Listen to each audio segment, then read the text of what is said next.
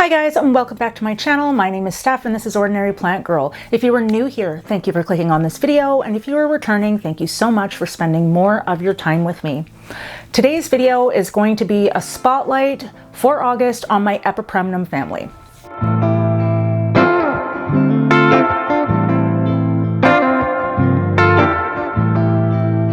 Currently, when I Googled Epipremnums, trying to do a little bit of research, one of the things that I saw was that there's only about 15 different varieties of Epipremnums.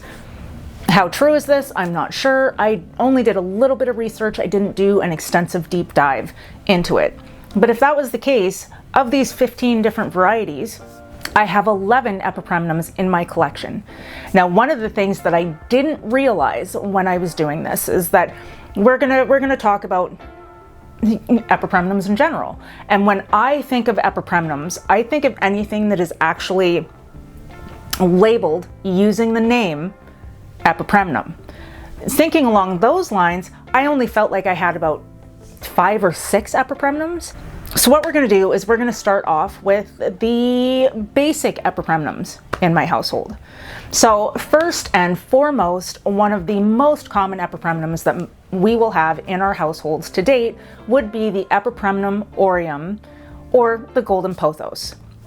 The pothos family in general is classified as an Epipremnums species. So that was one of the things that I didn't actually realize when I was going through. When I heard the Epipremnum aureum, I literally only thought of the golden pothos, but that apparently is not the case. So you'll see that, you'll see on the screen that I have my Epipremnum aureum. One of them I got October 1st of 2010. It is 14 years old. It's had its ups, it's had its downs, but that plant has survived everything that I have thrown at it. Since then, I have created multiples with higher variegation. Some have less variegation, kind of just along the spectrum. I always use them for helping other plants propagate. That is one of the things that you will probably see, is that a lot of people have said that if you put a pothos cutting in with other cuttings you're trying to root and water, that it secretes a hormone that will help your other cuttings root faster. I have tried this experiment out for myself a little bit, and I can't definitively say that it works. I mean, the conditions that I have, most of my cuttings that are in water they all seem to root pretty fast, so I can't actually say if that is something that I can base on having a pothos cutting in there, but other people have done experiments and proven that it does actually work. That brings us to one that is becoming less uncommon, and that is the Epipremnum pinnatum. This plant I got April 1st of 2020. This plant has just done the most amazing things for me. I put a cedar stake in with it, as you'll be able to see here, and this plant just went off on its own. It has definitely taken to maturing and sizing up, and I couldn't ask for anything more from this plant than what it's given me. And I have literally had to do nothing. Just like with the golden pothos and the other Epipremnums you're going to see, there's been very little maintenance work that I've had to do to these plants in order to keep them growing. Next was the Epipremnum skeleton key. This one I got January 29th of 2022. This one I had a little bit of problems with. It was the only plant in my collection where I ever had a problem with mealybugs. But it did end up overcoming that. I had spent a lot of time doing like alcohol treatments. I even burned a couple of leaves off and stunted its growth a little bit, because I was just to the point where I was just kind of dousing it with alcohol, trying to get rid of them. Currently they are gone, but the one thing that I've noticed about this plant for me is that I'm not able to get the key-shaped leaves yet. Now, I don't know if that's because this plant is on a moss pole, or if, like the Epipremnum pinnatum, if I put it on a stake, would it be more inclined to latch on and give me those key-shaped leaves? So that is something that I will be trying in the future Once it grows off the moss pole, I am definitely going to chop it, propagate it, and put it on a stake to see what kind of difference that will actually create. Next on the list is my Epipremnum amplissumum. This was a variegated plant, which I feel like is reverted, and that's probably due to me not giving it enough light. It's possible. It is growing. You can see that the leaves are sizing up on it, but I don't have any variegation. So it could be reverted. I don't know if the variegation will come back or if it's possible for it to come back, but if it does, I will definitely try that. One of the differences with this plant as an Epipremnum is that the internodal spacing on this plant is really, really short. It's not long and leggy. This one actually makes me wonder though if it would be better on a stake as opposed to a moss pole. I'm not sure if a stake would really do it any justice, but again, I don't know. This plant is a whole new thing for me. I do love the long strappy leaves that it does give me. I'll have to look into it. I'm not sure if they fenestrate. Wouldn't it be amazing if they did? If I can find out that it does, I'll throw a picture in here somewhere for you to see what it would look like. But I would definitely love to get the variegation back on this plant. I've had the Epipremnum amplissumum for just over a year. I got it August 1st of last year, and it's been a slower grower, that's for sure. It's starting to pick up speed a little bit, but again, I'm wondering if it would be better on a stake versus a moss pole. But with the spacing so small on this, I don't think it's anything I'm going to change anytime soon. Next up is the Epipremnum Cebu Blue. This one I got July 15th of 2020. This plant I've had a couple of issues with. It was in a cocoa coir based potting medium, which I have now switched out. So I think that that's what attributes to the yellowing that you can see here. And I have recently taken cuttings off of it because this is one that I do want to put on a stake. So I will be putting this one on a stake once I get the chance, but I will also continue to have it trailing because I do love the way it looks trailing, and all I'm doing right now is trying to make sure that I can get it as full as possible.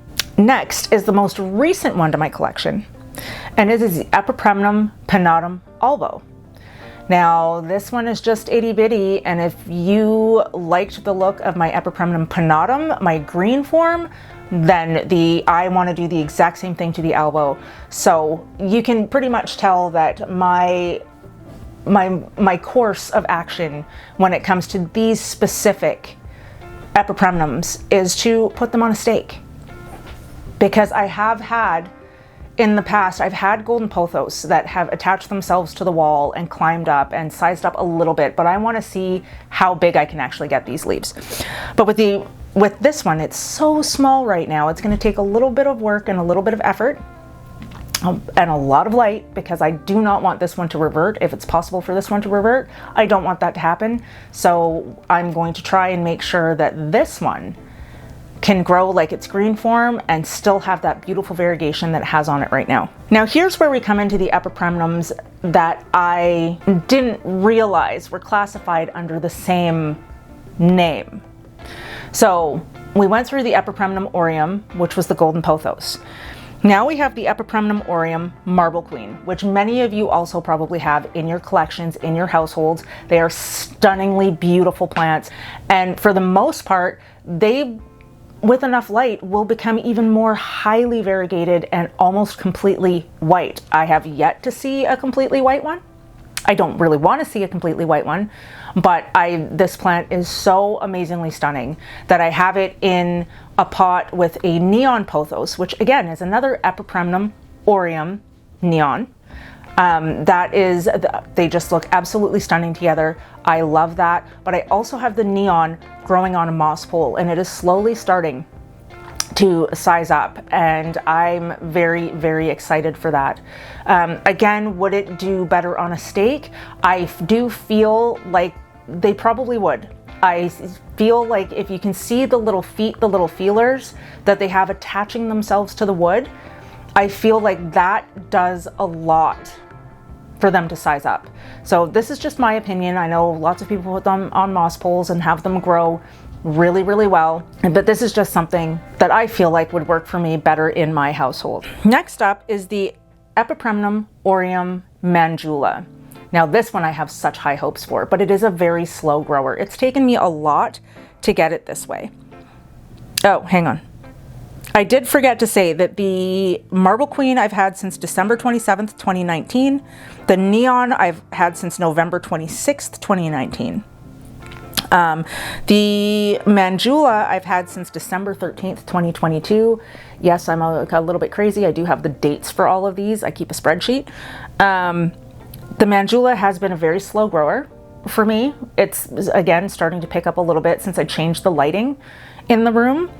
And once I can get it to grow a little bit more where I can take a propagation, that one too is going to go on a stake. Now that brings me to the last two Epipremnum Oriums that I have. And one of them is the Pearls and Jade, and the other one is the Green Emerald Pothos. And I put them together, again, in a pot together, because when I put the Marble Queen and the Neon Pothos together, and I loved the way that looked, I felt like the Pearls and Jade and the Green Emerald would also look stunning together, which they do, because the Green Emerald does have that light green variegation on the inside of the leaf. I do think I'm going to have to up the light a little bit more in order to get it to be a little bit more prominent, so that will result in me just moving things around so that I can give these plants just the best possible chance. Now, we've gone over the 11 Epipremnums in my home. And what I wanted to do really quickly at the end of this video was give you kind of an Epipremnum wish list. If I was going to be able to find more Epipremnums, which ones would I want? Now the first one, which I would love to see, would be the Epipremnum giganteum. This plant to me is just absolutely stunning. I would love to find one of these in the future and add that to my Epipremnum collection that I didn't know was as big as it actually is. The other one, which you've probably heard quite a bit about, is the Epipremnum marble. That one too is one that I would love to have in my collection, and I'm actively trying to seek it out because I have heard of them around. I haven't really heard much about the Epipremnum giganteum, but the marble, that's one that I've heard in circles. So I'm actually going to try and find one of those. And the other one is the Epipremnum mint. Just like the marble, the variegation is going to be similar, but the coloring is going to be different. So I would definitely love to have that one in my home as well. And all of them will be growing on stakes. That is, I've got the few that I do want to have trailing, as well as just, experiment with sizing up on the leaves, but those trailing plants, the Golden Pothos, the Marble Queen, all of that, I love to have them trailing, and the rest, putting them on a stake, is literally just so that I can see what they look like if I can get the leaves to mature. So with that being said, thank you all for being here. I hope you are all safe and well. Please like and consider subscribing to my channel. Follow me on Instagram as well, and I will see you in the next video. Bye.